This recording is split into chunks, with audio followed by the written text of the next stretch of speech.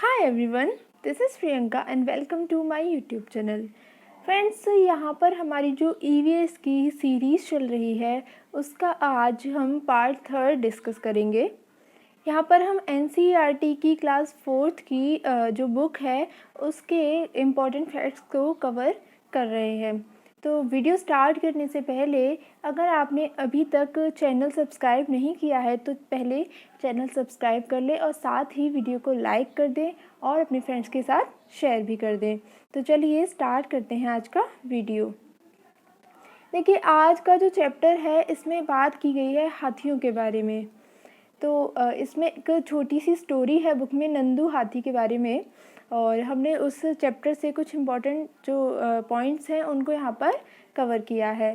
तो देखिए, सबसे पहले बात करते हैं कि जो एक बड़ा हाथी होता है वो एक दिन में 100 किलोग्राम से ज़्यादा पत्ते और झाड़ियाँ खा लेता है। यानी कि एक वयस्क हाथी एक दिन में 100 किलो से ज़्यादा पत्ते और झाड़ियों को खा लेगा। अगर हम एक छोटे जो इस स्टोरी में एक हाथी है वो छोटा हाथी है जिसका नाम है नंदू, और यहाँ पर ये बताया गया है कि अगर जो नंदू है वो 3 महीने का है लेकिन उसका जो वज़न है वो 200 किलोग्राम है। ठीक है, तो यानी कि एक छोटे हाथी का जो वज़न होता है वो होता है 200 किलोग्राम तक हो सकता है। अगर हम हाथी के सोने की बात करें तो जो एक हाथी होता है वो दिन भर में केवल 2 से 4 घंटे ही सोता है। यानी कि 24 घंटे में से केवल 2 से 4 घंटे ही सोएगा। यानी कि जो हाथी होते हैं वो बहुत ही कम आराम करते हैं। चलिए आगे बढ़ते हैं। देखिए, जो हाथी होते हैं उन्हें पानी और कीचड़ से खेलने में बहुत अच्छा लगता है। और वो पानी और कीचड़ में क्यों खेलते हैं? क्योंकि इससे उनके शरीर को ठंडक मिलती है। जो हाथी अगर जब पानी पीने जाते हैं, जंगलों में जाएंगे वो झाड़ियाँ और पत्तियाँ खाने, उसके बाद क्या करते हैं हाथी नदी की तरफ निकल जाते हैं पानी पीने के लिए। उसके बाद वहाँ वो कीचड़ से और पानी से खेलते हैं। क्यों? अपने शरीर को ठंडा रखने के लिए।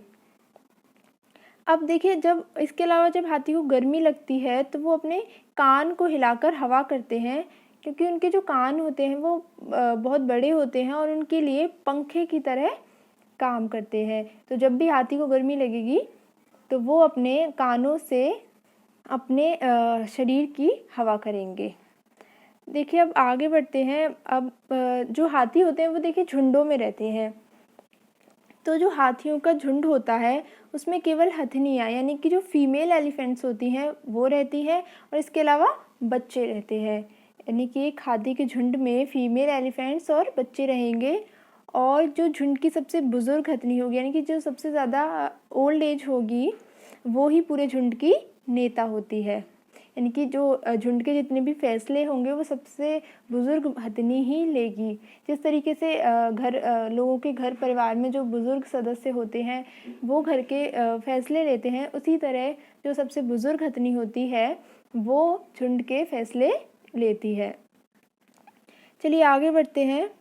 अब देखिए, एक झुंड होगा उसमें हाथियों की जो संख्या होगी, अगर हम उसकी बात करें तो एक झुंड में 10 से 12 हथनियाँ और बच्चे होते हैं। यानी कि एक झुंड में 10 से 12 हथनियाँ होंगी, यानी कि फीमेल एलिफेंट्स होंगी, और उनके बच्चे होंगे।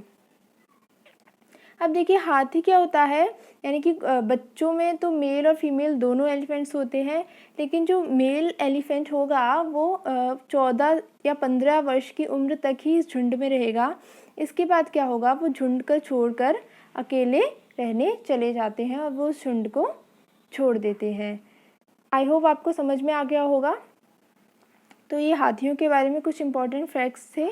एक बार देखिए रिवाइज़ कर लेते हैं कि जो हाथी होते हैं वो 100 किलोग्राम से ज़्यादा पत्ते और झाड़ियाँ खा लेते हैं, 2 से 4 घंटे तक सोते हैं। इसके अलावा उन्हें पानी और कीचड़ से खेलना पसंद होता है अपने शरीर को ठंडक देने के लिए, और वो अपने कानों को हिलाकर अपने शरीर की हवा करते हैं। और उनके जो झुंड में हथनियाँ और बच्चे रहते हैं। बुज़ुर्ग हथनी पूरे झुंड के फैसले लेती है, वो नेता होती है झुंड की। और 10 से 12 इसमें हथनियाँ और बच्चे होंगे। और जो मेल हाथी होते हैं वो 14 से 15 साल तक इस झुंड में रहेंगे। उसके बाद वो झुंड को छोड़कर चले जाते हैं अकेले रहने के लिए।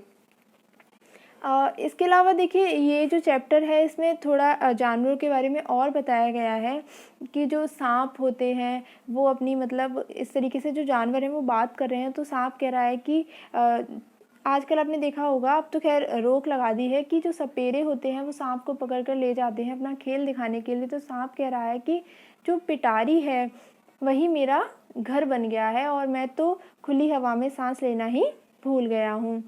इसी तरह जो भालू होता है वो कहता है कि मैं तो सर्कस में नाचने कूदने और आग के गोले से खेलने के काम ही आने लगा हूँ और मुझे तो भूखा भी रहना पड़ता है। इसके अलावा मेरी पिटाई भी सर्कस में होती है।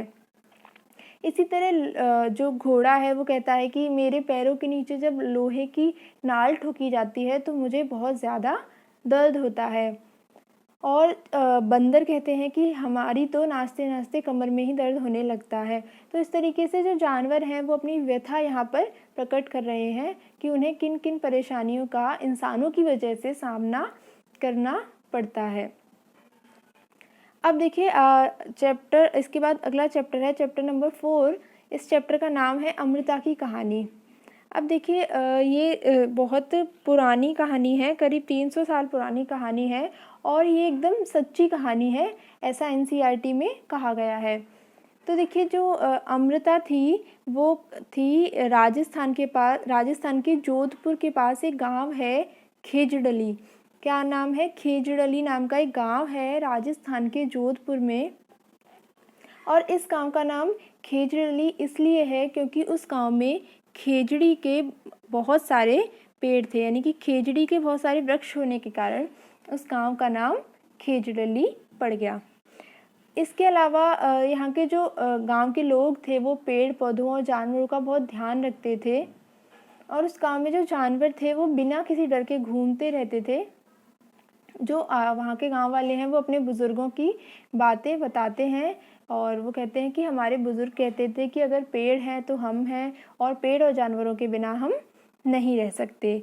और देखिए यहाँ के जो लोग होते हैं वो बिश्नोई कहलाते हैं, यानी कि यहाँ जो एक बिश्नोई समाज के लोग खेजड़ली गांव में रहते हैं जो क्या करते हैं, पेड़ और जानवरों की रक्षा करते हैं। तो देखिए इसमें एक जिसकी कहानी है अमृता की, वो अमृता को पेड़ों से उसकी दोस्ती थी, वो पेड़ों से बहुत प्यार करती थी, इसके अलावा जानवरों से भी बहुत प्यार करती थी और वो घंटों घंटों पेड़ की छाया में खेलती थी, उनसे बातें करती थी। तो इस तरीके से यहाँ स्टोरी में दिखाया गया है कि हमें पेड़ पौधों की रक्षा करनी चाहिए, उनकी देखभाल करनी चाहिए। क्यों? क्योंकि जो पेड़ हैं तो हम हैं, पेड़ों के बिना हम नहीं रह सकते। इसके अलावा देखिए इस स्टोरी में ये भी बताया गया है कि धीरे धीरे जैसे ही समय बीता, जब वो अमृता थी तो वो बड़ी हो गई। तो एक बार उसके गांव में क्या हुआ कि कुछ अनजान लोग कुल्हाड़ी लेकर पहुंचते हैं और वो राजा के आदमी होते हैं और वो राजा के लिए लकड़ी लेने के लिए पेड़ काटने आए थे जो कि राजा के महल में उपयोग होने वाली थी।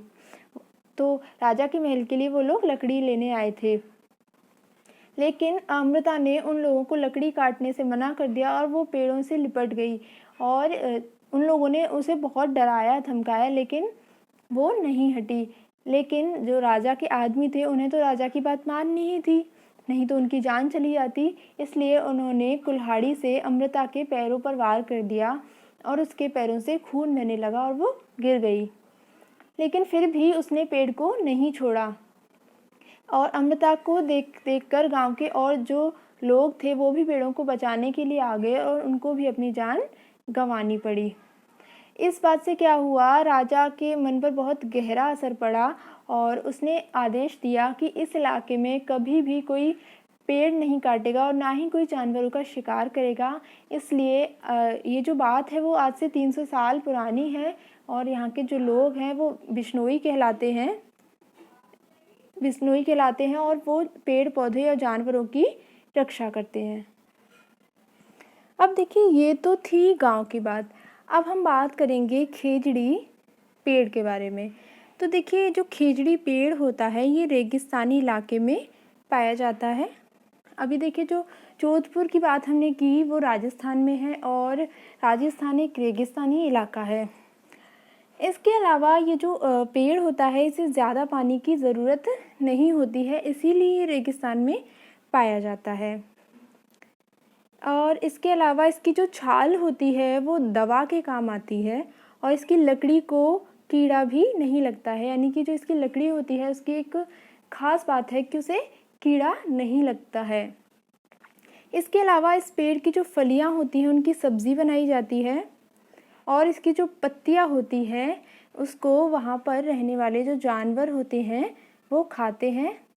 इसके अतिरिक्त इसकी छाया में बहुत सारे लोग खेलते हैं और बैठते हैं, यानी कि बच्चे खेलते हैं और छाया में जो राहगीर होते हैं वो बैठकर विश्राम करते हैं। तो ये देखिए, ये है खेजड़ी का वृक्ष। आप देख सकते हैं ये खेजड़ी का वृक्ष है। तो ये था हमारा आज का वीडियो फ्रेंड्स। आई होप आपको पसंद आया होगा। और लास्ट में एक थॉट के साथ हम अपनी वीडियो को एंड करते हैं कि जब तक हम किसी भी काम को करने की कोशिश नहीं करते तब तक हमें क्या होगा, वो काम नामुमकिन ही लगेगा। जब तक हम किसी काम को स्टार्ट ही नहीं करेंगे तो हमें ऐसा ही लगता रहेगा कि हम ये काम नहीं कर सकते और ये तो इम्पॉसिबल है। तो ये था आज का वीडियो। आई होप आपको पसंद आया होगा।